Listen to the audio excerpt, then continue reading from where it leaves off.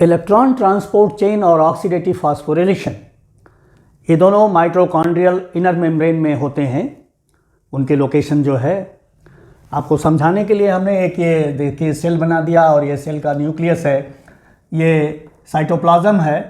तो ग्लाइकोलिसिस जो है वो साइटोसॉल में होगी और ग्लाइकोलिसिस का जो पायरुवेट बनेगा वो माइटोकॉन्ड्रिया में आएगा और माइटोकॉन्ड्रिया में जो है क्रेब्स साइकिल होगी या उसको TCA भी कहते हैं, साइट्रिक एसिड साइकिल भी कहते हैं, तो कई नाम से इसको कहते हैं। और ये देखिए ये माइटोकॉन्ड्रिया, एक माइटोकॉन्ड्रियान अलग से बना दिया गया कि कैसी होगी। ये इसकी आउटर वाल है, ये इनर वाल है।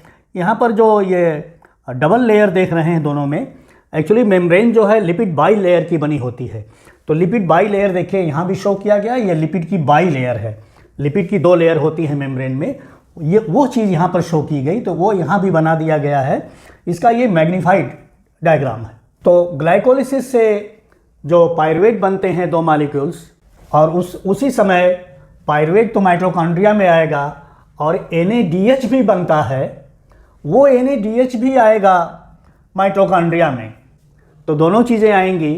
पायरुवेट जो है वो फिर एसिटिल को एंजाइम A बनाएगा और एसिटिल को एंजाइम A ऑक्सैलो एसीटेट से कंडेंसेशन करके फिर पूरी साइकिल कंप्लीट करेगा क्रेब्स की, या साइट्रिक एसिड साइकिल या ट्राइकार्बोक्सिलिक एसिड साइकिल उसको कहेंगे। तो वो साइकिल जो है इनसाइड माइटोकॉन्ड्रियान पूरी होगी।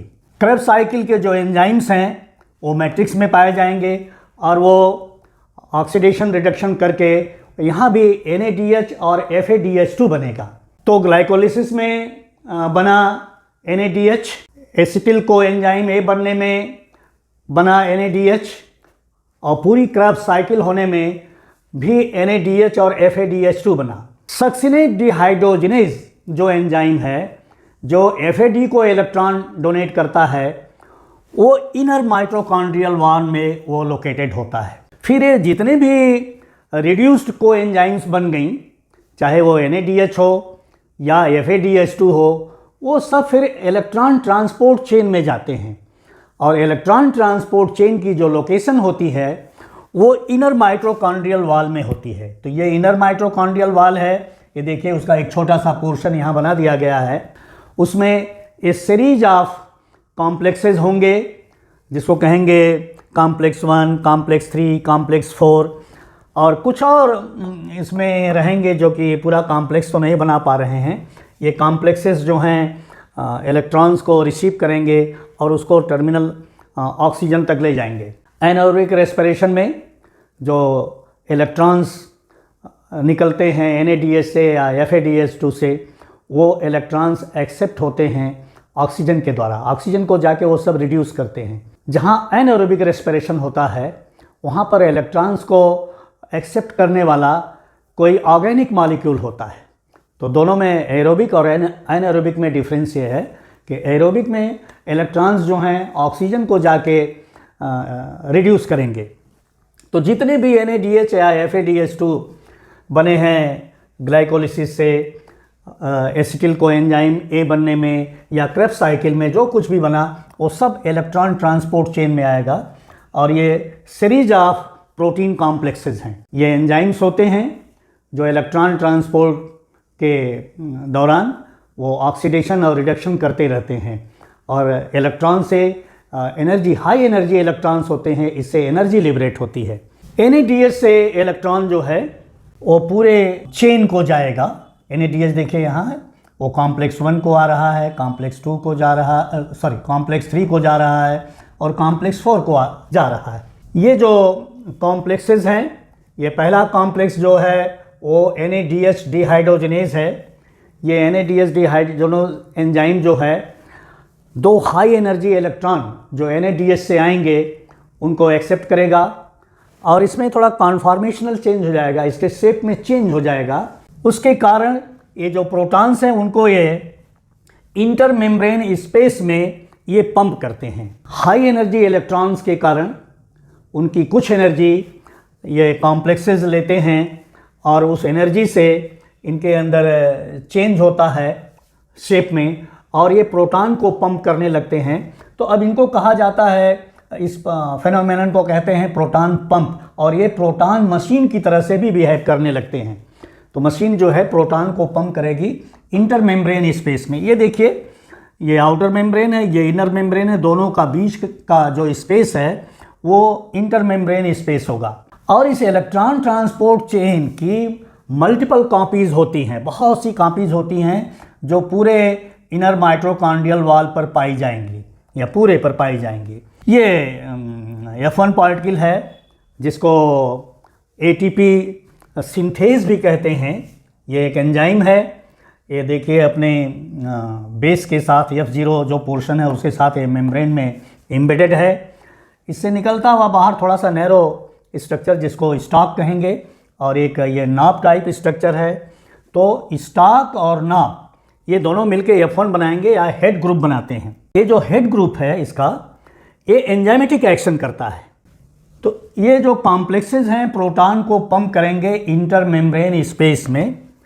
तो इसके कारण जो भी NADH है वो अपने इलेक्ट्रॉन्स को इस चेन को डोनेट करता जाएगा, और इलेक्ट्रॉन्स जो हैं, जो हाई एनर्जी इलेक्ट्रॉन्स हैं, वो टर्मिनल ऑक्सीजन के पास आके उसको रिड्यूस करेंगे ऑक्सीजन को और वाटर बनाएंगे। कार्बन डाइऑक्साइड भी निकलेगी और पूरी की पूरी जो ग्लूकोज में एनर्जी है सब ब्रेक हो जाएगी, एनर्जी लिबरेट होगी और कार्बन डाइऑक्साइड और वाटर बनेगा। इस दौरान यहाँ पर इंटर मेम्ब्रेन स्पेस में जो प्रोटॉन का ग्रेडियंट है, प्रोटॉन मतलब H+, प्रोटॉन का ग्रेडियंट इंटर मेम्ब्रेन स्पेस में बहुत अधिक हो जाता है, और मैट्रिक्स के अंदर प्रोटॉन का जो कंसंट्रेशन है वो कम हो जाता है। तो यहाँ पर प्रोटॉन यहाँ से निकल के इंटर मेम्ब्रेन स्पेस में आएंगे तो यहाँ पर नेगेटिव चार्जेस ज़्यादा हो जाएंगे, और इंटर मेम्ब्रेन स्पेस में प्रोटॉन अधिक हो जाएंगे, इसका ग्रेडियंट ज़्यादा हो जाएगा, तो यहाँ पर पॉजिटिव चार्जेस ज़्यादा हो जाएंगे।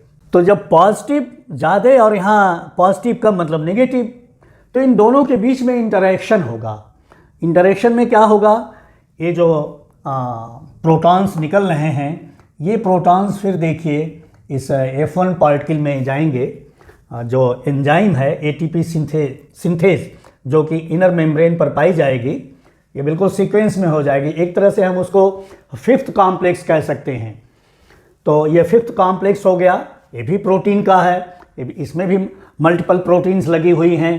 तो ये देखिए प्रोटॉन यहाँ पर जब आएगा और ग्रेडियंट बहुत यहाँ ज़्यादा है इंटर मेम्ब्रेन स्पेस में, तो उस इलेक्ट्रोकेमिकल ग्रेडियंट के कारण इसमें एक पैसेज बन जाएगा, और वो पैसेज इस इस प्रोटॉन को इसके बाहर कर देगा, मैट्रिक्स में आ जाएगा। तो यहाँ प्रोटॉन्स की कमी थी, तो अट्रैक्शन होगा, पॉजिटिव की तरफ से नेगेटिव की तरफ जाएगा, और यहाँ पर देखिए जो इलेक्ट्रॉन्स की एनर्जी है वो फिर ADP को ये फॉस्फेट, इनऑर्गेनिक फॉस्फेट के साथ मिलके ये एंजाइम जो है ATP में कन्वर्ट करेगी। तो जो भी एनर्जी लिबरेट हो रही है वो पोटेंशियल एनर्जी है, वो प्रोटॉन के ग्रेडियंट के कारण हो रही है, और जब वही प्रोटॉन मूव कर रहे हैं तो जो पोटेंशियल एनर्जी है वो ADP को इनऑर्गेनिक फॉस्फेट से कंबाइन करा के ये ATP का फॉर्मेशन करा रही है। तो ऑक्सीडेटिव फास्फोरिलेशन फिर क्या हो गया, ऑक्सीडेटिव मतलब ग्लूकोज का ऑक्सीडेशन होगा, उस ऑक्सीडेशन से जो इलेक्ट्रॉन्स निकलेंगे वो कोएंजाइम्स को रिड्यूस करेंगे, और वो कोएंजाइम्स जब इलेक्ट्रॉन ट्रांसपोर्ट चेन के थ्रू टर्मिनल ऑक्सीजन के पास जाएंगे, उस दौरान इलेक्ट्रॉन से एनर्जी डिप्लीट होगी, निकलेगी, और जो एनर्जी डिप्लीट होगी वो ATP के फॉर्मेशन में काम आएगी। तो इसी चीज़ को ऑक्सीडेटिव फास्फोरिलेशन कहते हैं। ऑक्सीडेशन हो रहा है ग्लूकोज का, और फास्फोरिलेशन से ATP का फॉर्मेशन हो रहा है।